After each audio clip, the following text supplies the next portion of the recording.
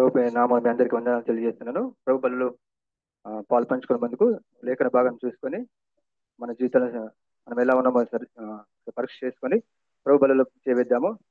దానికి సహకారంగా గలతీలకు అపొస్తలుడైన పౌలు గలతీలకు రాసిన పత్రిక 6వ అధ్యాయము 9వ వచనము 9-10 వచనాలు చదువుతున్నానండి. Galatians chapter 6 verse 9 and 10. Galatians 6, 9 and 10.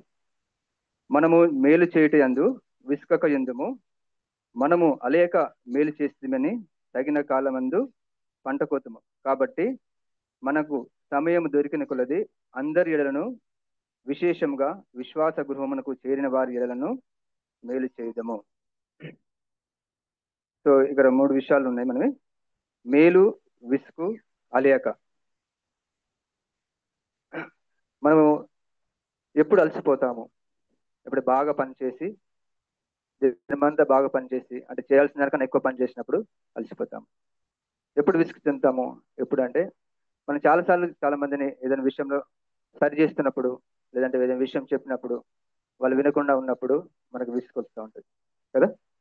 మనం వ్యవసాయదారులను చూసినట్టయితే, వ్యవసాయం చేసే వాళ్ళు ఫార్మర్స్ ఏం చేస్తారు? ఒక పంట పండించాలంటే దున్నాలి, దుక్కి తీయాలి, దాంట్లో ఉన్న దున్నినప్పుడు పంటను హానికరం చేసేది ఏదైనా తీయడానికి ఎంతో చేస్తూ ఉంటారు కదా.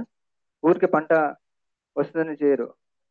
కొన్నిసార్లు పంట పండించి విత్తనం వేసిన తర్వాత దున్నుతారు, చేసిన తర్వాత కూడా విత్తనం వేసిన తర్వాత దాని పక్కన కలుపు మొక్కలు వస్తాయి. కలుపు మొక్కలు వచ్చినప్పుడు అది కలుపు మొక్క వచ్చింది కానీ చెప్పేసి వదిలేస్తారా వ్యవసాయదారుడు? వదిలేయడు. ఎందుకు? దాంట్లో ఉన్న అంటే ఆయన ఏ ఇంటెన్షన్తో చేసినాడు అంటే ఆయన పంట కొయ్యాలి. అదే end of the day he wants to have harvest.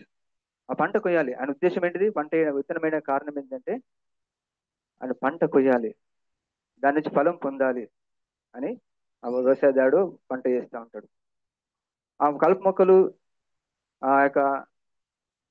వచ్చినప్పుడు ఒకవేళ విసుగు చెంది అలసిపోయి, అబ్బా ఈ సంవత్సరం ఈ పంట వేసిన అట్లనే వచ్చింది, ఆ తర్వాత నెక్స్ట్ పంట వేసిన అట్లనే వచ్చింది, ఇంకా ఎన్నిసార్లు వేసినా ఇట్లనే వస్తుందని చెప్పేసి అలసిపోతాడా? అలసిపోడు. దాని ఏదో ఒక విధంగా ఇంకా ఏం చేస్తే దాని నుంచి నాకు పంట వస్తుంది, దాని నుంచి నేను ఆ పంటను పొందుకొని నేను ఏ విధంగా సంతోషిస్తాను అని ఆ వ్యవసాయదారు ఆలోచన చేసి, కొన్నిసార్లు అకాలంగా వర్షాలు వస్తాయి, కొన్నిసార్లు వాటర్ లేక అది పంట పోతుంది. అయినప్పుడు కూడా ఆయన యొక్క ఆ నిరీక్షణను తను ఎప్పుడు కూడా విడిచిపెట్టాడు. ఎందుకు? He wants to have harvest. మన జీవితంలో కూడా మనము చాలా మందికి మేలు చేస్తూ ఉంటాం, కొన్నిసార్లు సహాయం చేస్తూ ఉంటాం. కానీ ఎన్ని చేసినా కానీ వాళ్ళ యొక్క జీవితంలో మార్పు కనపడదు.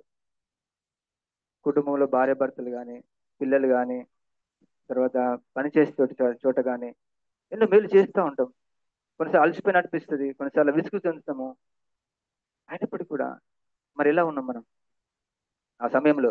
వాట్ ఈస్ అవర్ మనది ఏం కోయాలనుకుంటున్నాం? తగిన కాలం అందు మీరు పంట కోయాలని అని చెప్తా ఉన్నాడు. అంటే పంట అంటే రక్షణ, మారు మనసు. నువ్వు చేసే ప్రతిదీ కూడా అవతల వ్యక్తిలో రక్షణ, మారు మనసు తీసుకొచ్చే విధంగా నా జీవితం ఉండాలని ప్రభు కోరుకుంటున్నాడు. సో మనం ఎలా ఉన్నాం? మన జీవితంలో డిఫికల్ట్ పీపుల్ని, ఇబ్బందికరమైన మనుషులు మన జీవితంలో దేవుడు పెట్టినప్పుడు వారికి మేలు చేస్తూనే ఉన్నాం, అలసిపోకుండా చేస్తూ ఉన్నాం, కొన్నిసార్లు విసుకొచ్చినా చేస్తూ ఉన్నాం. పిల్లల్ని కొన్నిసార్లు గద్దిస్తూ ఉంటాం, కొన్నిసార్లు సరిచేయాలని చూస్తూ ఉంటాం. వాళ్ళు ఎన్నడూ మారరు. వాళ్ళ జీవితాలు కొన్నిసార్లు కనపడదు ఫలము. కానీ ఎండ్ ఆఫ్ ద డే ఒక రోజు వారి జీవితంలో ఫలం కల్పించినప్పుడు ఏమొస్తుంది? మనకి చాలా సంతోషిస్తాం. సో ఇక్కడ కూర్చున్న మనం అందరము మన ఏమండాలంటే మన యొక్క బలలో చేసిన మన ఏ విషయంలో నువ్వు ఈ రోజున విసుగు చెందుతున్నావా?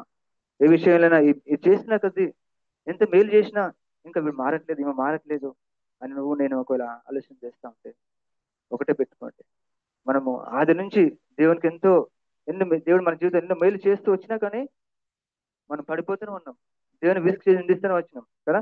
ఆదాము నుంచి వెళ్ళి కదా ప్రభు వచ్చి మరణించినా కూడా ఇంకా విశ్వాసాలకు చెప్పుకునే వాళ్ళు, అన్యులు, తర్వాత విశ్వాసంలో బలపడుతున్న వారు కూడా చాలాసార్లు ప్రభువుని మనము విసుగు చెందించాము, తర్వాత ఆయన అలసిపోయే విధంగా చేశాము. అయినప్పుడు కూడా ఆయన మనకు మేలు చేస్తూనే వస్తా ఉన్నాడు. ఎందుకు? ఈ వాస్తు మనల్ని ఆయన రాజ్యంలో ఉంచాలని, ఆయన రాజ్యంలో మనం ఉంచాలని ఆయన మనకు మేలు చేస్తూనే వస్తున్నాడు. ఆయన మేలు చేయడం అలసిపోవట్లేదు, ఆయన విసుగు చెందట్లేదు. కాబట్టి మనం కూడా మన గృహంలో ఉన్నవారు కానీ, సంఘంలో ఉన్నవారు కానీ, మన చుట్టుపక్కల ఉన్నవారు కానీ, మనం మేలు చేయడంలో విసుకకండి, అలసిపోకండి. ఒకటే, ఏంటిది? ఒకరోజు నేను పంట కొయ్యాలి.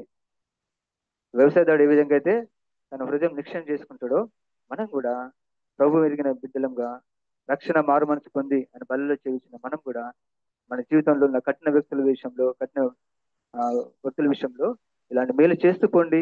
ఒక రోజున నువ్వు నేను ఆ పంట కోస్తాం. ఆ పంట కోస్తాం. ఏంటి ఆ పంట? రక్షణ. ఒక వ్యక్తిని పరలోక రాజ్యం తీసుకెళ్లే గొప్ప పంట నువ్వు నేను కోయగలం. కాబట్టి ఈ యొక్క థాట్స్ తో ఒకవేళ మన జీవితంలో ఎవరైనా మన ఇబ్బంది పెట్టే వ్యక్తులు ఉంటే ఆలోచన చేసుకోండి. Let not be discourage. Let not be discourage. అలసిపోకండి. ఆ? తర్వాత విసుగు చెందకండి. ఎందుకు? మన దేవుడు మనతో ఉన్నాడు. మన దేవుడు మనతో ఉన్నాడు. కాబట్టి ఆయన సహాయంతో మన సొంతంగా మనం ఏం చేయలేం. పౌలు కదా, నన్ను బలపరచు అనేది నేను సమస్తము చేయుచున్నాను. If you are today tired of any person, ఎవరి గురించైనా నువ్వు అలసిపోయి విసుగు చెంది ఉంటే దయచేసి ఈ యొక్క థాట్స్ తోటి మీరు ప్రభుని జ్ఞాపకం చేసుకోండి. మనం ప్రభుని అలసిపెట్టట్టు చేస్తాము, ఎన్నిసార్లు మనం ప్రభుని విసుగు చెందేలాగా చేస్తాము. అయినప్పుడు కూడా ఆయన మన కొరకు ఈ లోకానికి వచ్చి మన నిమిత్తం, మన పాపం నిమిత్తం రక్తాన్ని కార్చి మనము ఎందుకు మన రక్షింపడాలని చేశాడు. మనం కూడా ఆ, అలాంటి మనసు కలిగి మనం కూడా ఇతరుల అలసిపోకుండా, విసుగు చెందకుండా మేలు చేద్దాం. ఒక రోజున గొప్ప పంటను కోస్తాం. ఇలా హార్వెస్ట్, గొప్ప హార్వెస్ట్ మనము చూడగలుగుతాం. సో దేవుడు బలలో చేయవకు మనము లేఖన భాగం చేసుకొని బలలో చేద్దాము. ఈ థాట్స్ ని మీరు మననం చేసుకోండి. ఎవరైనా నన్ను అలసిపెట్టట్టు చేస్తున్నారంటే జ్ఞాపకం చేసుకోండి.